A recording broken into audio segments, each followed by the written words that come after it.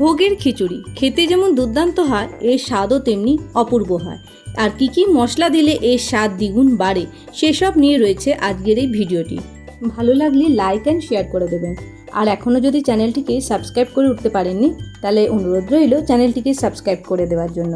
আপনাদের ভালোবাসা পেলে তবেই আমি আরও উৎসাহ পাই নতুন নতুন রান্না করার জন্য। তাহলে চলুন, আমি এখানে গোবিন্দভোগ চাল নিয়েছি 2 কাপের মতন, আর মুগ ডাল নিয়েছি 1.5 কাপ। এবার মিক্সচার জারে আমি এখানে আদা নিয়ে নিয়েছি, কাঁচা লঙ্কা নিয়েছি, গোটা জিরে নিয়েছি 1 চা চামচ করে, গোটা ধনে নিলাম, তার সাথে রাঁধুনিও নিলাম, সব 1 চা চামচ করেই নিয়েছি। এর সাথে দিলাম হলুদ গুঁড়ো আর লঙ্কা গুঁড়ো। এবার অল্প জল দিয়ে এর একটা পেস্ট তৈরি করে নেব। আচ্ছা, বলে রাখি যে আমরা যতটা চাল নেব যে কাপে, সেই কাপেই কিন্তু মুগ ডালটা নেব। আমি এখানে 2 কাপের মতন গোবিন্দভোগ চাল নিয়েছি, সেহেতু ডালটা 1.5 কাপ নিয়েছি। আপনারা ডাল 1 কাপও নিতে পারেন, কিন্তু ডালটা একটু বেশি হলে খুব ভালো হয়। মুগ ডাল আপনারা সোনা মুগ ডালও ব্যবহার করতে পারেন। এবার মুগ ডালকে গ্যাসের ফ্লেম লো করে ভেজে নেব, যতক্ষণ না একটা সুন্দর গন্ধ বেরোচ্ছে। যখন মুগ ডাল থেকে গন্ধটা বেরোবে তখনই জানবো ভাজা হয়ে গেছে। খুব বেশি ভাজবো না, তাহলে ডাল সেদ্ধ হতে অনেকক্ষণ সময় লেগে যাবে। চাল সেদ্ধ হয়ে যাবে কিন্তু ডাল তো আর সেদ্ধ হবে না, তাই অল্প ভেজে নিয়ে তুলে রাখলাম। এবার কড়াইতে 1 চামচের মতন ঘি দিলাম, তাতে চালটা যে ধুয়ে রেখেছি সেটা দিয়ে দিলাম। একটু নাড়াচাড়া করে নেব, এতে খুব সুন্দর গন্ধ হয়।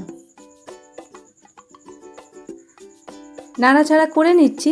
এবার যে পাত্রের মধ্যে আমি খিচুড়িটা বসাবো, সেই পাত্রের মধ্যে আমি চালটা ঢেলে দেব। আমি এখানে ডেকচি ব্যবহার করেছি, আপনারা হাঁড়িও ব্যবহার করতে পারেন। এবার ভালো করে মিক্সড করে নিয়ে 1 চামচের মতন হলুদ গুঁড়ো আর লঙ্কা গুঁড়ো দিয়ে দিলাম, দিয়ে ভালো করে মিশিয়ে নেব।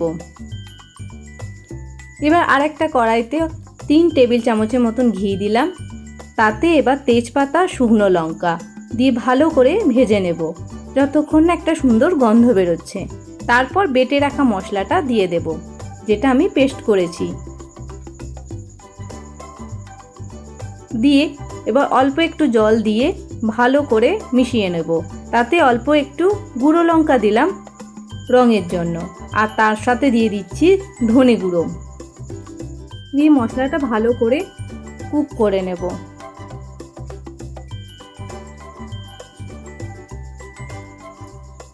এবার চালের মধ্যে আমি ডালটাও দিয়ে দিয়েছি।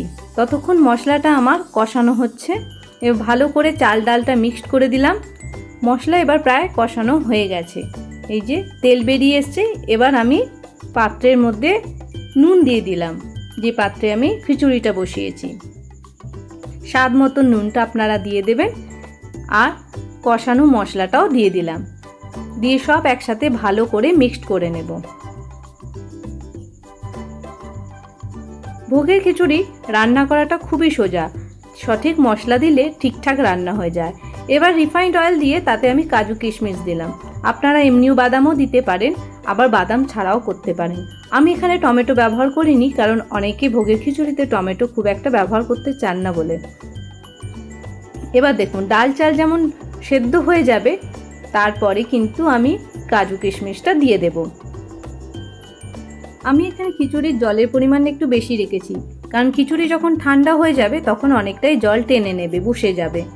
এবার আমি কাজু কিশমিশটা দিয়ে দিলাম, দিয়ে ভালো করে সব একসাথে মিশিয়ে নেব। আপনারা যতটা গ্রেভি রাখতে চাইবেন ততটাও রাখতে পারবেন। এবার নামানোর আগে একটু গরম মশলা আর তার সাথে 1 চামচ ঘি দিয়ে তৈরি হয়ে যাবে ভোগের খিচুড়ি।